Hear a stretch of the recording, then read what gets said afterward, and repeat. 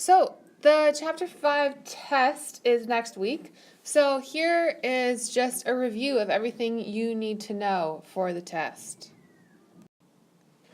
You need to know all of these formulas. So the slope formula, y2 minus y1 equals x2 minus x1, right? This is m equals. The slope-intercept form, y equals mx plus b. Point slope form, y minus y1 equals m times x minus x1. Standard form, ax plus by equals c. In the rules, right? No fractions.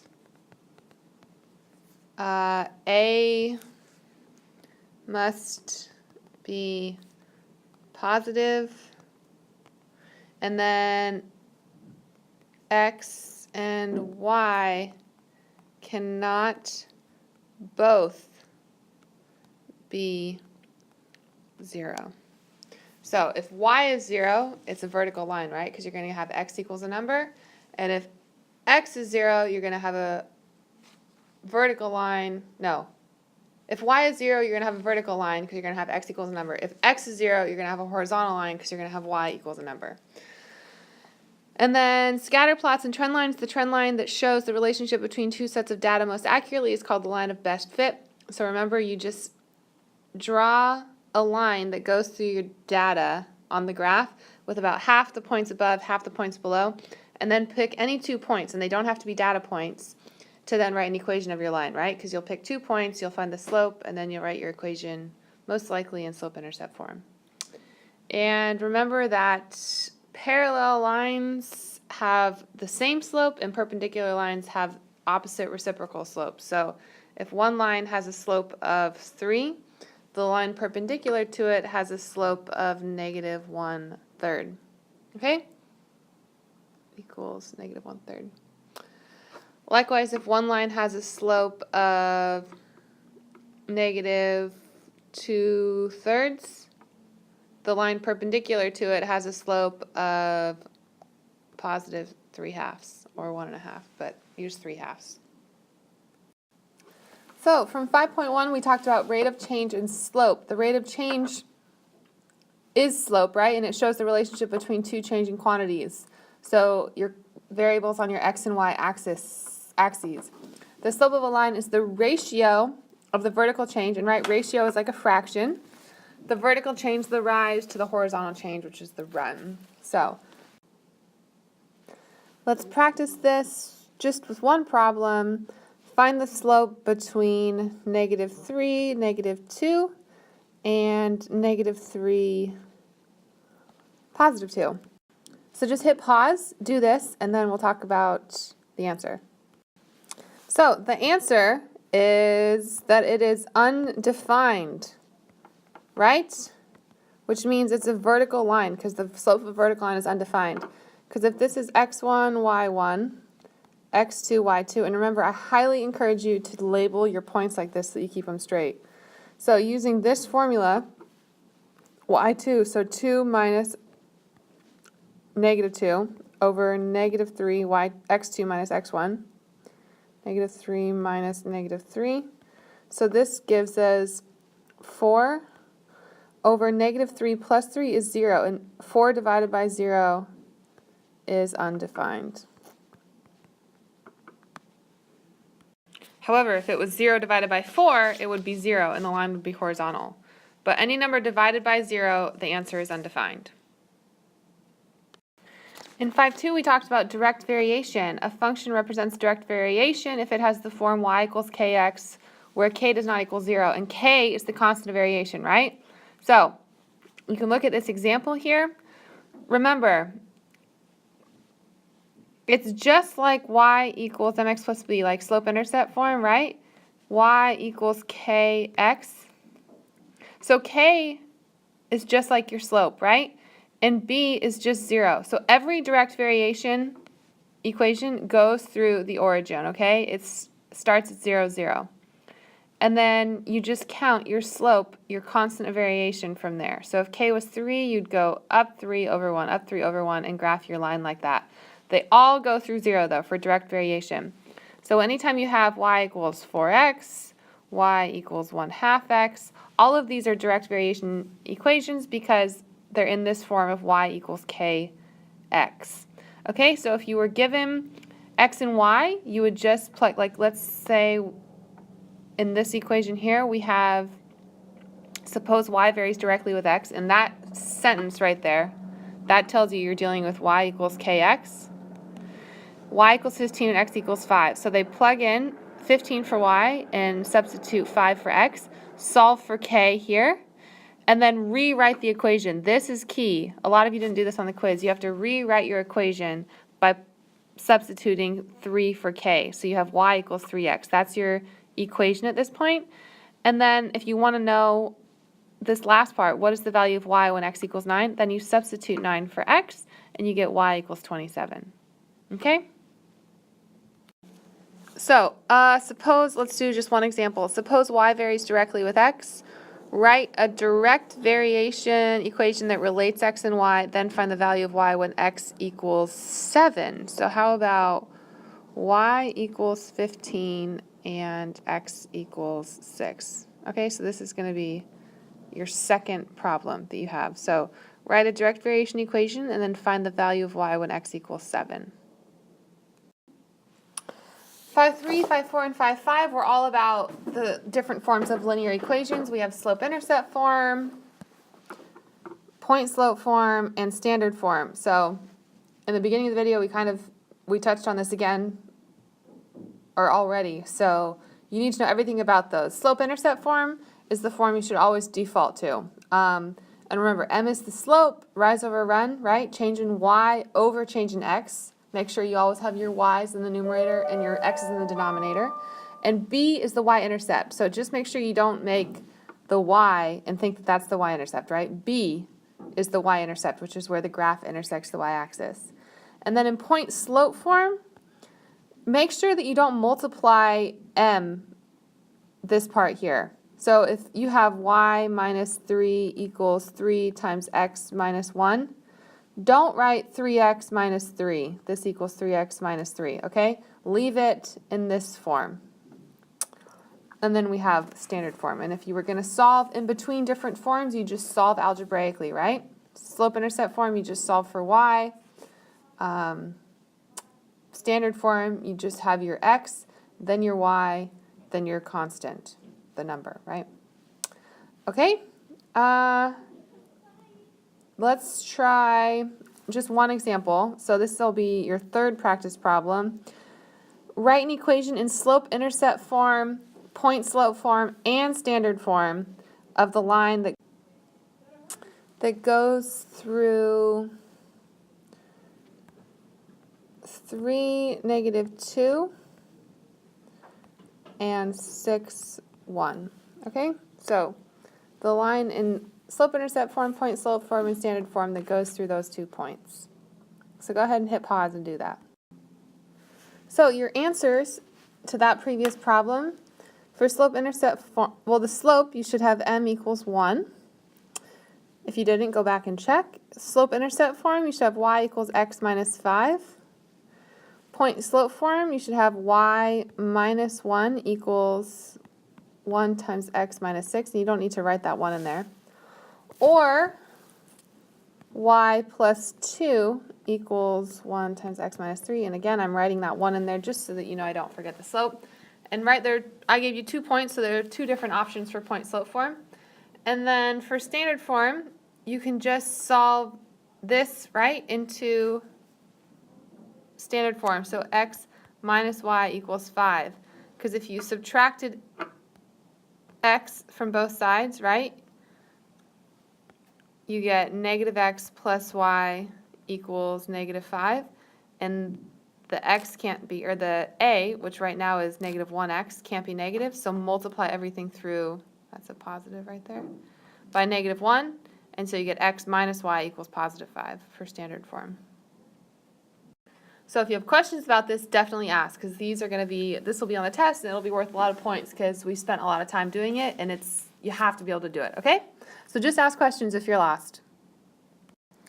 In 5.6, we talked about parallel and perpendicular lines. So again, parallel lines have the same slope, perpendicular lines have the opposite reciprocal slopes, right? So parallel lines never intersect. perpendicular lines intersect to form a right triangle, right? Let's look at this example. Are the graphs of y equals 4/3 x plus 5 and y equals negative 3/4 x plus 2 parallel, perpendicular, or neither? Explain. Well, all we need to look at here are our slopes, right? We have 4/3 and then we have negative 3/4. Negative 3/4 is the opposite reciprocal of 4/3, right? Because you have 4/3, you invert the fraction, and you add a negative, and that's the opposite reciprocal. So yes, these are perpendicular, right? The slope of a line parallel to this line would have a slope of 4/3, right? Just like the slope of a line parallel to this line would have a slope of negative 3/4. So let's look at an example. Say we're given the line y equals negative 2/3 x minus 2, right? And I say write an equation of a line parallel to this line that goes through the point, or has a y-intercept of 4. Okay? So it's parallel to our original line and it has a y-intercept of 4. Well, I'm going to take the slope, right? Because it said it was parallel, so I'm using the same slope. So I'm going to write y equals negative 2/3 x plus 4. What if I said it was perpendicular? So that's the parallel line, right? Because it has the same slope. Now, if I wanted to write one that was perpendicular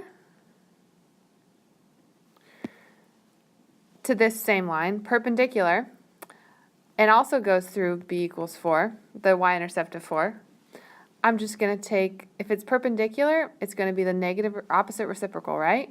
So invert the fraction, and it was negative originally, so now it's positive. So I just have y equals 3/2 x plus 4, and that would be the perpendicular line, right? Opposite reciprocal slopes. Okay, and so let's look at one.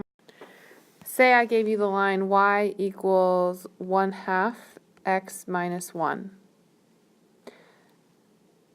And I said write an equation of a line parallel to this line that goes through the point 2, 7. So from that, you know it said it's parallel, so you take away from that the slope. So now we have 2, 7, and we have m equals 1/2. Do we know how to write the equation of a line given a point and a slope? Yes, we do, right? So we take y equals mx plus b. Here's my x and my y. So 7 equals 1/2 times 2 plus b. 7 equals 1 plus b, right? 1 times 2 over 2 times 1, that's 1. Minus 1, 6 equals b. So in this case, unlike the last problem, I was not given b, I was given a point instead. So I solved for b. I have my slope, so I have y equals 1/2 x plus 6. And there is my answer. So you need to be able to do this for parallel and perpendicular lines, okay? So now you try. This will be number 4 on the practice problems. So write the equation of the line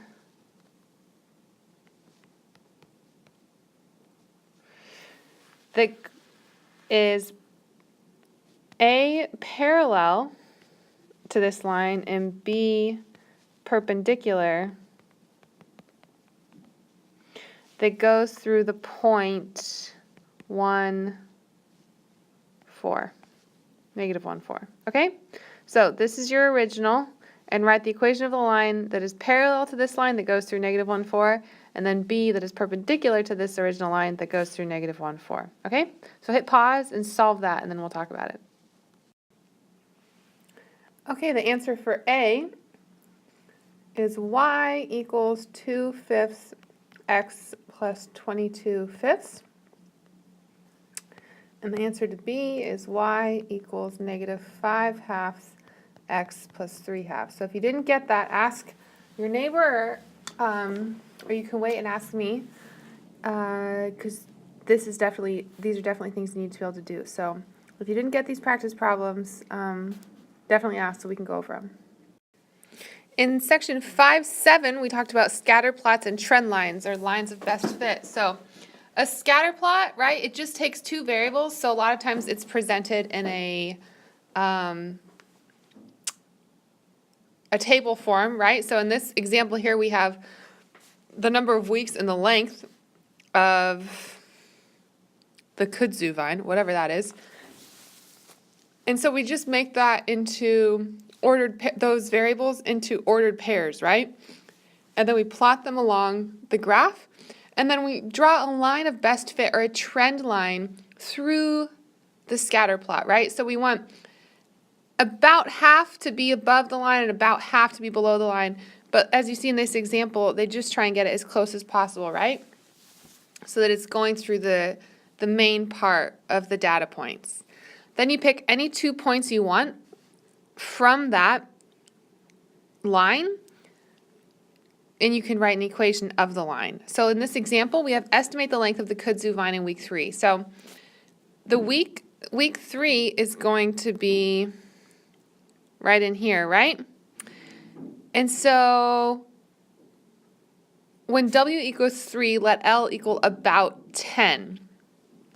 So in week 3, the length of the kudzu vine was about 10 feet, right? Because if you take this up here, it's about where W is 3, or along the x-axis is 3, the y-axis, or the length, is about 10. That's where that trend line is hitting.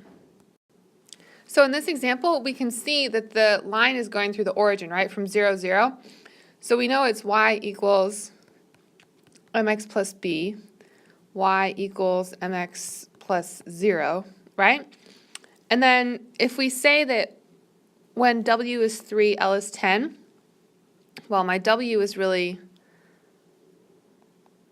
my x, right? This is w is x and L is my y. So when w is 3, so m times 3, let L equal about 10, right? So I get divide by 3, divide by 3.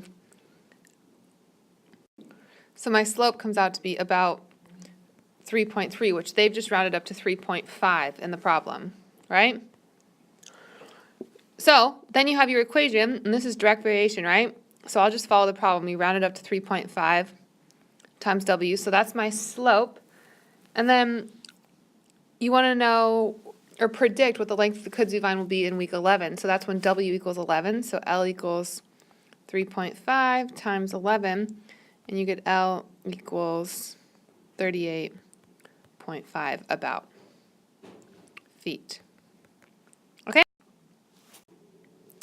Okay, and our last section was in 5.8 on graphing absolute value functions. So remember, the graph of an absolute value is a V-shaped graph that opens upward or downward. So we have a graph, and the classic y equals the absolute value of x is just like this, right? But we have all of these possibilities. We can have a negative sign out front, right? And that just flips the graph to be facing downwards, so it would be like this. That's y equals negative absolute value of x. We can have y equals x plus 3, and when the number is inside the absolute value symbol like this, that indicates a horizontal shift, right? And we take the opposite sign. So even though it says positive 3, our graph would go 3 places to the left on the x-axis. And then we can also have y equals the absolute value of x plus 1. And that is a vertical shift, right? So we would have go up 1.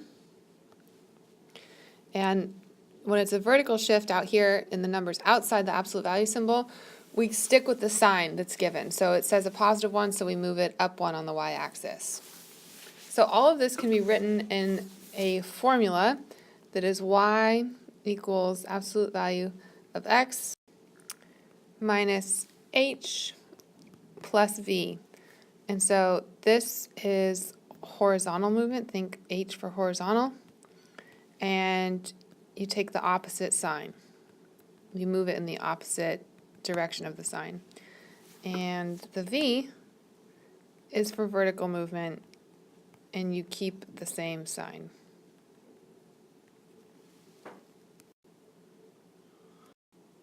So why don't you try this one? Y equals negative absolute value of x plus 2 minus 4. So go ahead and hit pause, and then we'll talk about it. So the original y equals x is just like that, right? That's y equals absolute value of x. Looks like this. And so we shift it from here. Well, we have the negative sign, right? So we know it's going to end up being upside down. And then we have x plus 2. So this is a horizontal shift, right? And we take the opposite sign. So we're going to shift it, take a different color, 2 places to the left. So here's my vertex right now. And then here we have minus 4. So that's vertical movement, so that's on the y-axis, and we stick with that sign. So we go down 4. So 1, 2, 3, 4. So my vertex ends up being at -2, -4, just like that. Okay? So that is the end of the review for the chapter, and now you're going to try testing yourself by taking the online Pearson test.